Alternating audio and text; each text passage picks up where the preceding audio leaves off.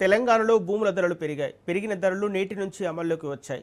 ఆయా ప్రాంతాల డిమాండ్ అభివృద్ధిని బట్టి కనిష్టంగా 50% నుంచి గరిష్టంగా 100% వరకు మార్కెట్ విలువలను పెంచుతూ ప్రభుత్వం నిర్ణయం తీసుకుంది. ఎకరాకు కనిష్టంగా 2,75,000 నుంచి గరిష్టంగా 35.29 కోట్ల వరకు సవరించారు.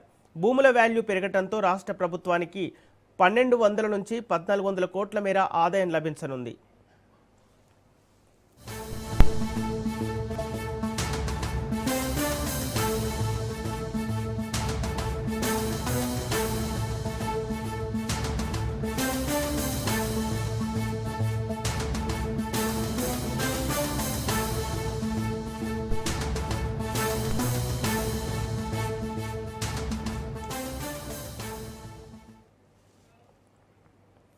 తెలంగాణలో భూముల ధరలు పెరిగాయి.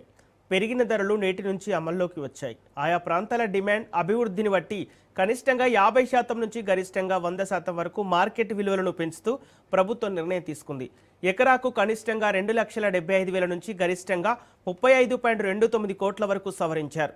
భూముల వాల్యూ పెరగడంతో రాష్ట్ర ప్రభుత్వానికి 1,200 నుంచి 1,400 కోట్ల మేర ఆదాయం లభించనుంది.